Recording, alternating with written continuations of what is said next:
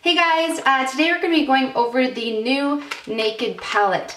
I didn't know if I was going to be purchasing this when it leaked that it would be coming out. I do already own the Naked 1 and the Naked 2, and this one is for warmer skin tones, and this one is for cooler skin tones, which I fall into that category. And I didn't think I would really need the Naked 3.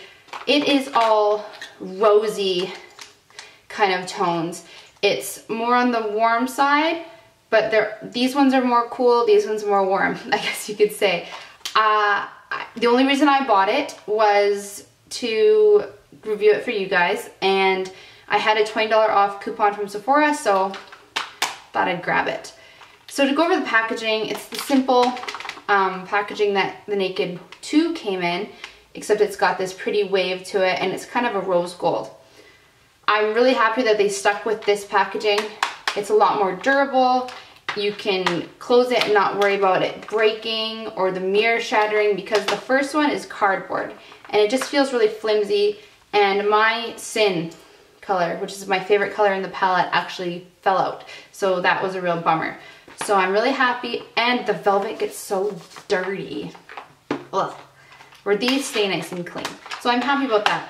It did come with the same, not the same, but the same type of double-sided brush.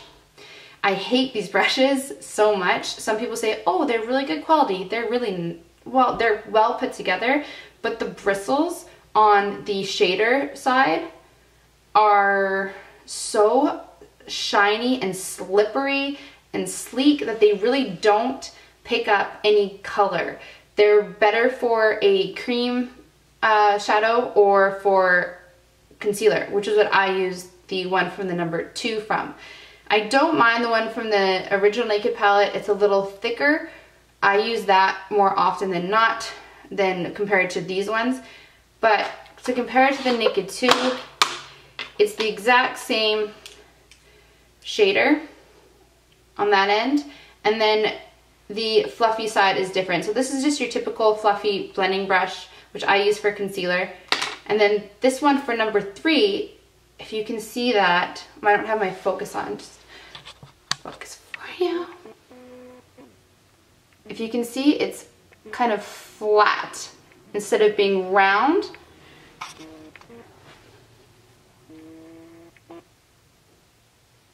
Great, now I left my focus on. Shoot. So I actually do like this brush better than the Naked 2 palette. This actually is not bad for doing a cut crease with shadow. I don't know why it is, but it's okay compared to the Naked 2, which just doesn't blend color well at all. And this one probably wouldn't either for your crease or anything, but they're okay. If you don't really have a lot of brushes, then these are okay to start with for beginners. So getting to the colors, at first glance, they are beautiful rose golds. They are more for the warm tones at this end, and then they start getting a little cooler over to the darker tones. They look like they're going to be so beautiful and pigmented, and this shade here, the second one in, and then this shade here, the more gold color, they are my favorite. When you look at them, like, oh my god, they're going to be so bright and vivid. Perfect for the middle of your lid as like a really bright pop to make your eyes really pop out. Pop, pop, pop, pop. But then when you swatch them, they're really powdery, and there's really not much payoff at all. Like, I have really fair skin, so I really need a lot of pigmentation in lighter shades to really come through, and these two just don't do it. I think what happened is these have somewhat of a micro glitter in them, and I think because Urban Decay's micro glitter shadows from before had a lot of fallout where the glitter would just completely fall off your lid, and there was not even a point to having the glitter in the shadow in the first place, where the pigmentation in them was incredible though, and they glided on your lid so beautifully, and besides the glitter, they were gorgeous. Where these ones, I think they were trying to make the glitter not have as much fallout, so they changed the formula I might be mistaken, but that's how it seems to me, because the glitter stays on your eyes if you really, really, really scrub it in and pack it on, but the pigmentation is lost. So it's kind of the opposite effect, where I would rather have the pigmentation than to have the fallout, because you could solve fallout. You can solve pigmentation too. I'm actually wearing Dust, which is the bright pink shade here, on my lids. You can see, but I used water on my brush before applying to really, really get in there. So that's the only way I could get any payoff. So if you look, these colors down here are all very, very similar. And then when you swatch them, they kind of all run together, and like besides the mattes, so these two are mattes, the colors really all blend together, and there really isn't a bright shade for your lid. The rest are all neutral kind of mid-tone shades that are great for your crease, great for your outer corner, but they don't have that pop that you can wear on your lid. The two colors that were meant to do that failed. So I'm kind of at a loss. And then the darker shades, they look like they're all very different. This one, Blackheart, is black with red sparkles, which is actually beautiful. I love this color. It pays off very well. All the darker colors from here to here do have great pigmentation. They do pay off very well. However, they all come out the same kind of color. So if you were to use multiple shades on your lid, it wouldn't look like multiple shades on your lid. This color looks like it has a blue tinge to it. This one looks like it has a kind of a taupey greener undertone. And this one is more of a brown, dark purpley, mauvey, I don't know, kind of undertone. But when you swatch them, they all come out the same. So let me see if I can do that for you. So when you go like that, they do look somewhat different from each other. But when you swatch them, besides this one being darker, they are all very, very, very similar. And I find that they would just run together.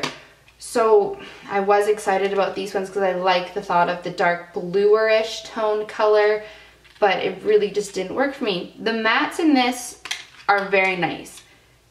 Nooner here, Limit here, and Strange here. All very well pigmented, great for a transition color, but Nooner looks almost identical to me as Tease. Let me see if I can show you. So, there's Tease, there's Nooner.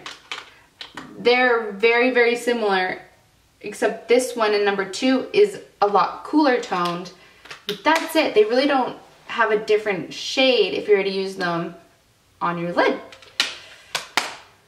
So I guess my thoughts are I do like it. I will be using it. I'm using it now, but you don't need it at all.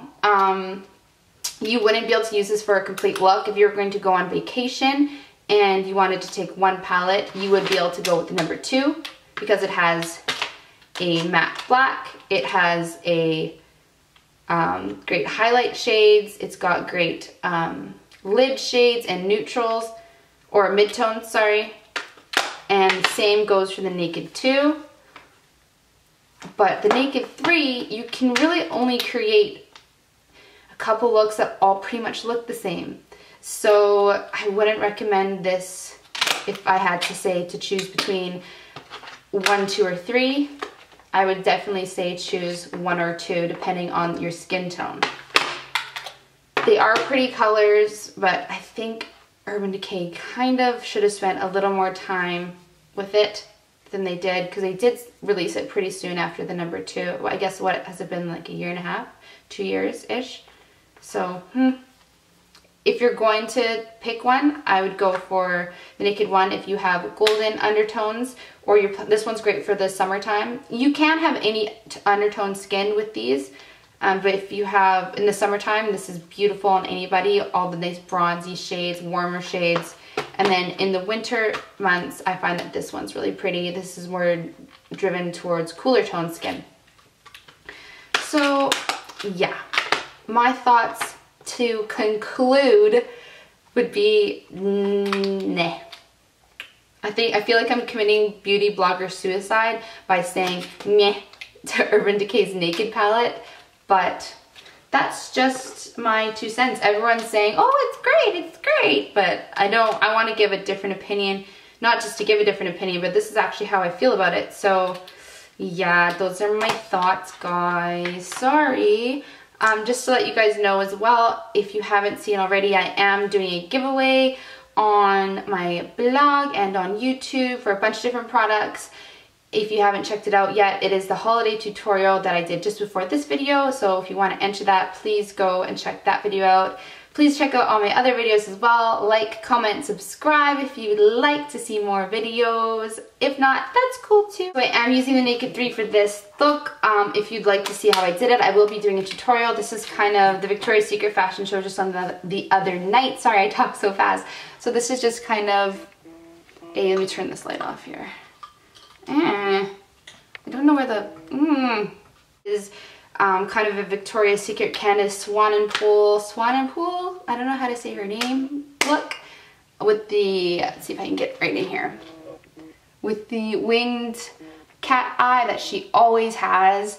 If you would like, I'm just going to stay right here for you guys now. If you'd like to learn how to do this, I'm going to do a tutorial on it next. So stay tuned and subscribe, comment, and like, guys. Okay, see you next time.